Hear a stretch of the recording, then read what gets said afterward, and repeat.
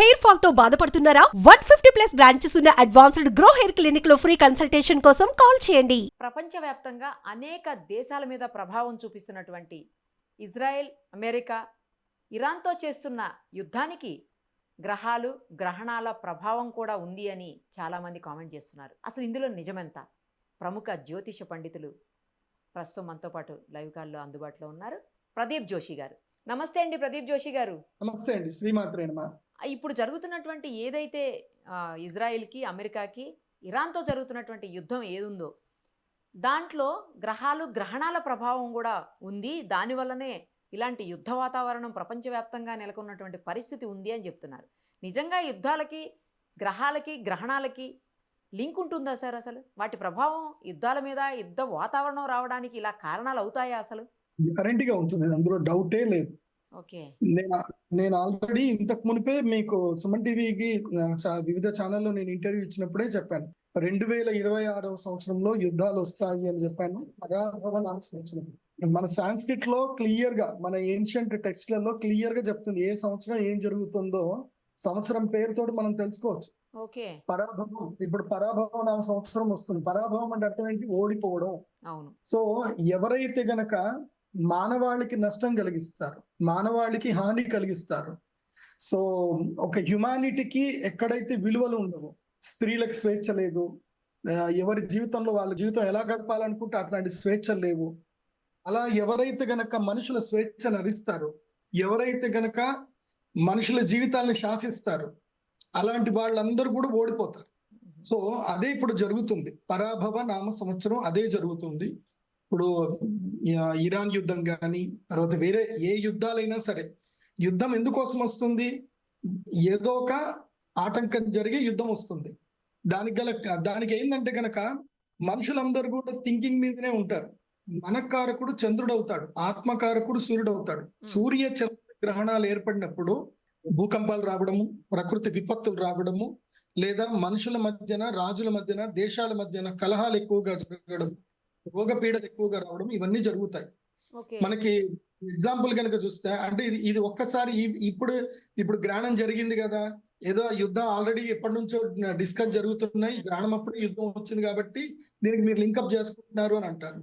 అది అబద్ధం. ఎందుకోసం అంటే ఆల్రెడీ జ్యోతిష్ శాస్త్రంలో క్లియర్ గా చెప్పారు. మనకి డిసెంబర్ 19వ తారీఖు షష్టగ్రహ కూటమి 2020లో ఏర్పడింది. దాని తర్వాత ఏమైంది? లాక్డౌన్ అవ్వడము, అసలు ఎవరు ఊహించినంత భయంకర వ్యాధులు వచ్చాయి. సో అది ఏమిటి? అది వికారినామ సంవత్సరం. వికారము అంటే మొత్తం వికారంగా ఉంటుంది ప్రపంచము. వికృతి నామ సంవత్సరం. తర్వాత 2021లో శార్వరి నామ సంవత్సరం వచ్చింది. మొత్తం అంతా కూడా చీకట్లోకి వెళ్ళిపోయింది. ఎంతో మంది జీవితాలు చీకట్లోకి వెళ్ళిపోయారు. సో తర్వాత అందరూ జంప్ చేశారు, అక్కడ నుంచి ఆ బాధల నుంచి బయటపడ్డారు. శుభకృతి నామ సంవత్సరం మంచి జరిగింది. విశ్వావసు, అది కూడా కొంచెం మంచి జరిగింది. కాకపోతే ప్రకృతి విపత్తులు ఏర్పడ్డాయి. ఎందుకోసం అంటే పోయిన సంవత్సరం కూడా మనం ఆల్రెడీ షష్టగ్రహ కూటమి జరిగింది, పంచగ్రహ కూటమి జరిగిందని మనం డిస్కస్ చేసాం. విజయవాడలో విపత్తు వచ్చినా కానీ, కేదార్నాథ్ లో విపత్తులు వచ్చాయి. ఇప్పుడు కూడా అదే జరుగుతుంది. ఫల్గుణ మాసంలో ఫల్గుణుడు అంటే ఎవరు? అర్జునుడు దేనికి? అర్జునుడు చెప్పగానే మనకి ఏం గుర్తుకొస్తుంది? యుద్ధం గుర్తొస్తుంది. భారత యుద్ధమే గుర్తుకొస్తుంది. సో ఫల్గుణ మాసము లోపల మనకి అమావాస్య, తర్వాత మాఘ అమావాస్య రోజు వచ్చింది. అంటే పాల్గొన మాసం ప్రారంభమయ్యేటప్పుడు అమావాస్య రోజున సూర్యగ్రహణం ఏర్పడింది, ఇప్పుడు చంద్రగ్రహణం ఏర్పడింది. ఈ యొక్క యుద్ధము ఇంకా 15-20 రోజులు ఉంటుంది. నేను ఆల్రెడీ ఈ గ్రహణాల కారణం చేతనే యుద్ధాలు వస్తున్నాయి. మళ్ళీ ఆగస్ట్ లో కూడా గ్రహణం ఉంది. అవును, ఆషాఢ మాసంలో గ్రహణం ఉంది. ఆ గ్రహణం కూడా మళ్ళీ తీవ్రమైన ఇబ్బందులు వస్తాయి. మళ్ళీ యుద్ధం కూడా మొదలవుతుంది. ఇప్పటిదాకా అంతర్యుద్ధం నడిచింది. మన భారతదేశానికి కూడా యుద్ధం వచ్చే అవకాశం ఉంటుంది. ఎప్పుడు ఆ టైంలో మీరు ఇప్పుడే చెప్తున్నాను, ఇది రికార్డ్ చేసి పెట్టుకోండి. మళ్ళీ సూర్యగ్రహణం, చంద్రగ్రహణం జరగబోతుంది. ఆ టైంలో బంగ్లాదేశ్ నుంచి, వెస్ట్ బెంగాల్ నుంచి, పాకిస్తాన్ నుంచి మన భారతదేశానికి అటాక్ అవుతుంది. వెస్ట్ బెంగాల్లో రక్తపాతం ఏర్పడుతుంది. కాబట్టి ఈ రాబోయే, ఇప్పుడు మన భారతదేశంలో మనం ఏం చేస్తాం? మనం అన్నదానం చేస్తాం, విద్యాదానం చేస్తాం, చిన్న కార్యక్రమం జరిగినా అందరిని పిలిచి అన్నం పెడతాం. సో మనం నీళ్లు దానం చేస్తాం. మన భారతదేశంలో ఉన్న కల్చర్ ఏంటంటే అందరికీ సహాయం చేయడమే మన కల్చర్. కాబట్టి మన దేశానికి ఈ పరాభవ సంవత్సరంలో ఎలాంటి కీడు లేదు, ఎలాంటి విపత్తు లేదు. పోనీలేండి, గుడ్ న్యూస్ చెప్పారు. ఎవరైతే స్త్రీలను హింసిస్తారో, మానవత్వాన్ని కించపరుస్తారో, స్వాతంత్రాన్ని కొల్లగొడతారో, క్రూరత్వం ఎక్కువగా ఎక్కడైతే ఉంటుందో ఆయా దేశాల్లో తప్పకుండా పరాభవం తప్పదు, పరాభవం ఉంటుంది. ఓకే. ఎందుకు మనుషుల యొక్క స్వేచ్ఛని, ఎందుకోసం అంటే మనిషి స్వేచ్ఛగా బతకాలి, అందరికీ స్వేచ్ఛ ఉంటుంది. Correct correct. ఆ స్వేచ్ఛను ఎప్పుడైతే హరిస్తారో అలాంటి సమయంలో ఇలాంటి విపత్తులు వస్తాయి.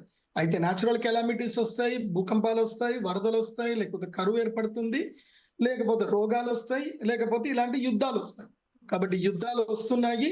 కాబట్టి దీని గురించి ఎవరు కంగారు పడకండి. కానీ ఎవరైతే నేను అరబ్ కంట్రీస్ లో ఉండేటువంటి మన తెలుగు వాళ్ళకి చెప్తున్నాను, సాధ్యమైనంత తొందరగా మీరు వచ్చేసేయండి.